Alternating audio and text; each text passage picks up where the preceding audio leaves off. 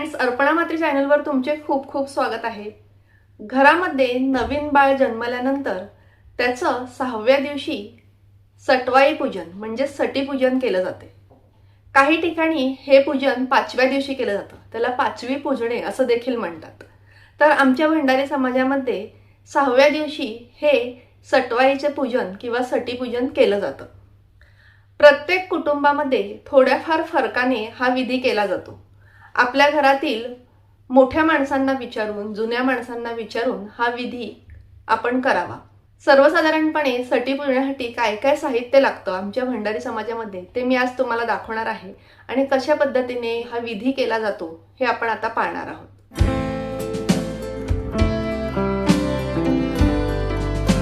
चला तर मग पहिले ह्या विधीसाठी लागणारं साहित्य पाहूया। आमच्याकडे ह्या विधीसाठी निरगुंडीची फांदी लागते। आमच्या बोलीभाषेत त्याला वणीच्या पाल्याची फांदी असं म्हणतात। तसेच एक अख्खा नारळ घेतलेला आहे। तसेच साधारण 25 नागवेलीची किंवा विड्याची पानं लागतात। सुट्टी फुलं लागतात। हळकुंड आणि सुपारीचे तुकडे घेतलेले आहेत। हळदी कुंकू, तांदूळ लागतात। त्याचबरोबर आपल्याला 2 तेलाचे दिवे, 22 तेलामध्ये भिजवलेल्या वाती, विड्याचं पान, पैसा, सुपारी हे साहित्य लागणार आहे। तसेच घुगऱ्या म्हणजेच वाल चणे उकडवलेले आपल्याला लागणार आहेत। हे वाल चणे उकडवताना त्यामध्ये मीठ घालत नाहीत। त्याचबरोबर रांगोळी, एक पाण्याने भरलेला कलश, तसेच आमच्याकडे अशा पद्धतीने वरून गोल फोडलेला नारळ लागतो। तसेच हा नारळ पाण्यासहित तसाच ठेवायचा आहे। त्याचबरोबर अजून एक महत्त्वाची गोष्ट लागते ती म्हणजे लाल कपडा, वही आणि पेन। तसेच काही ठिकाणी बाळाला लागणारं साहित्य म्हणजे तेल, पावडर, काजळ, कपडे हे सुद्धा पूजेमध्ये ठेवलं जातं आणि त्यांचं पूजन करून मग वापरलं जातं। हा सटी पूजन किंवा 5वी पूजनाचा विधी आहे हा पूर्वापार चालत आलेला आहे आणि पूर्वी घरामध्ये नाणीघर असायचं, मोरी असायची, तिथे पाण्याची भांडी असायची, हंडा, कळशी, टाकी, तिथे हातपाय धुतले जायचे किंवा फार तर आंघोळ केली जायची आणि शौचालय ही घराच्या बाहेर असायची। त्यामुळे ह्या नाणीघराच्या किंवा मोरीच्या उंबरठ्यावरती पाटा ठेवून, दगडी पाटा असायचा तो ठेवून त्याच्यावरती हे पूजन केलं जायचं। परंतु आता आधुनिक घरांमध्ये शौचालय आणि बाथरूम म्हणजे आंघोळीचं नाणीघर हे एकत्र असतं। तसं असल्यामुळे कदाचित हल्ली उंबरठ्यामध्ये बाथरूमच्या किंवा टॉयलेटच्या हे पूजन केलं जात नाही। अगदी बाथरूमच्या बाजूच्या भिंतीजवळ कुठेतरी स्वच्छ जागा बघून पूर्व पश्चिम हा विधी केला जातो।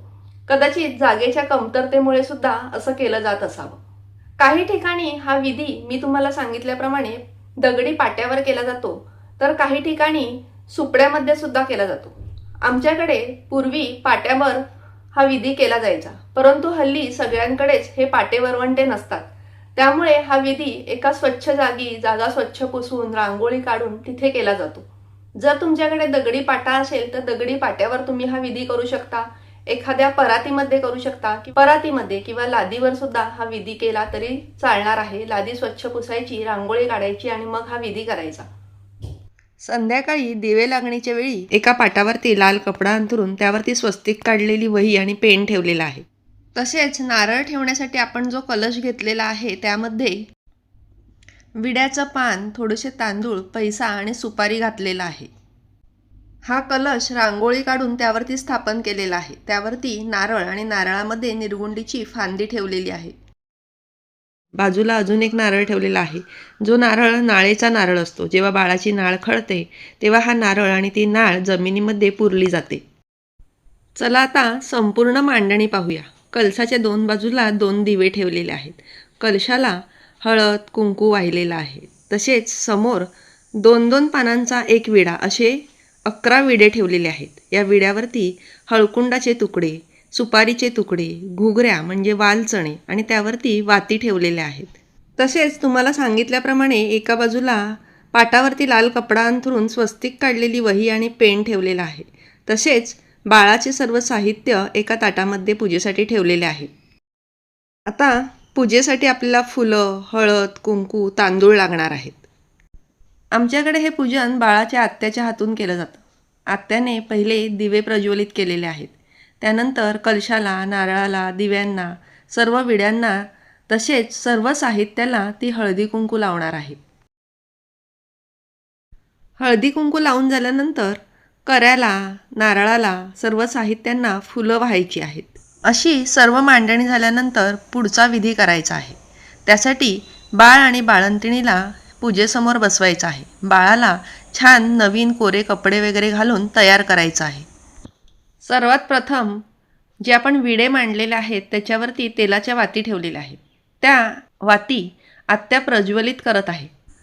असं म्हणतात 6व्या दिवशी रात्री सटवाई बाळाचं भविष्य लिहत असते.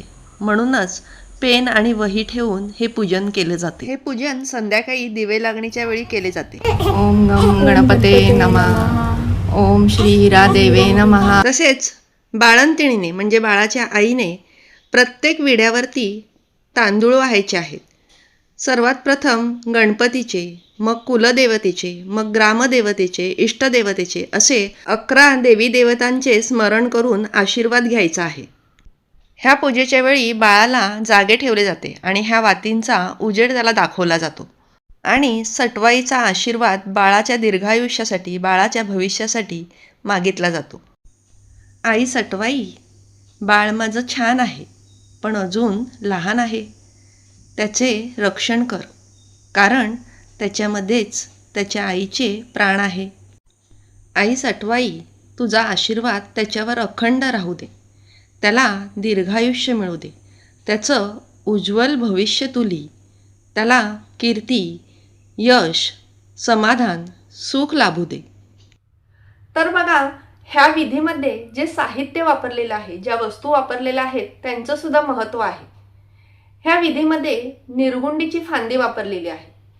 निरगुंडीचा पाला हा बाळंतिणीच्या आंघोळीच्या पाण्यामध्ये उकळवला जातो आणि त्या पाण्याने तिला आंघोळ घातली जाते. प्रसूतीनंतर जर शरीरामध्ये कुठे वेदना होत असतील तर निरगुंडीचा पाला पाण्यात उकळवून त्या पाण्याने आंघोळ केल्यामुळे ह्या वेदना शमतात. कंबरदुखी, पाठदुखी, पोटाच्या वेदना ह्यामुळे कमी होतात. तसेच नागवेलीची पानं म्हणजे विड्याची पानं वापरलेली आहेत. बाळंत विडा हा पूर्वी बाळंतिणीला दिला जायचा. त्याच्यामध्ये बऱ्याच औषधी गोष्टी घालून हा विडा तयार केला जायचा. त्यामुळे ह्या नागवेलीच्या पानांचं सुद्धा महत्त्व आहे आणि वेगवेगळ्या पूजेमध्ये सुद्धा आपण नागवेलीचं पान हे शुभ आणि औषधी म्हणून वापरतो. सुपारी, हळकुंड ह्यांचे सुद्धा औषधी गुणधर्म आहेत. तसेच घुगऱ्या म्हणजे वालचणे. आता तुम्ही म्हणाल की वालचणे हे तर वातूळ आहेत, बाळंतिणीला देत नाहीत, पण ते प्रतिकात्मक म्हणून वापरले जात असावेत. कारण पूर्वीपासून बारशामध्ये तसेच सटीपूजनाला ह्या घुगऱ्या किंवा हे वालचणे वाटण्याची पद्धत आहे. प्रत्येक ठिकाणी वेगवेगळ्या प्रकारच्या घुगऱ्या वापरल्या जातात. आमच्याकडे वाल आणि चणे वापरले जातात. सगळ्यात चपळ प्राणी म्हणजे घोडा हा सुद्धा चणे खातो हे आपल्याला माहितीच आहे. म्हणजेच चपळता, बल देणारं धान्य म्हणून हे प्रतिकात्मक वापरलं जात असावं. तुम्हाला काय वाटतं मला नक्की कमेंट करून सांगा. आणि जर तुम्हाला माहिती असेल की ह्या घुगऱ्या किंवा हे वालचणे का पूजले जातात, का वाटले जातात, तर मला नक्की सांगा. म्हणजे माझ्यासुद्धा नॉलेजमध्ये भर पडेल. तर अशा पद्धतीने सटवाई पूजन किंवा पाचवी पूजनाचा सर्व विधी आणि सर्व साहित्य मी तुम्हाला सांगण्याचा आणि दाखवण्याचा प्रयत्न केलेला आहे. माझ्याकडून काही चूक झाली असेल, त्रुटी राहिली असेल तर क्षमस्व. आता हे सर्व पूजेचं साहित्य दुसऱ्या दिवशी विसर्जन करायचं आहे. बाळाचं साहित्य बाळासाठी वापरायला सुरुवात करायची आहे. तसेच जो आपण बाजूला नारळ ठेवलेला आहे तो बाळाची नाळ खडल्यानंतर नाळेबरोबर जमिनीमध्ये पुरायचा आहे. तसेच जी वही आणि लेखणी ठेवलेली आहे ती रात्री आमच्याकडे बाळाच्या उशाजवळ ठेवतात. म्हणजे सटवाई त्याच्यावरती बाळाचं भविष्य लिहिते असं मानलं जातं.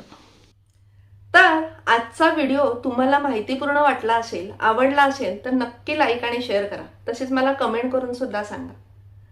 अर्पणा मात्री चॅनल तुम्ही पाहता परंतु अजून सबस्क्राईब केलं नसेल तर नक्की सबस्क्राईब करा आणि वरती बेल आयकॉन असते ते सुद्धा नक्की प्रेस करा. म्हणजे माझ्या सर्व नवीन व्हिडिओचे नोटिफिकेशन तुम्हाला लगेच मिळेल.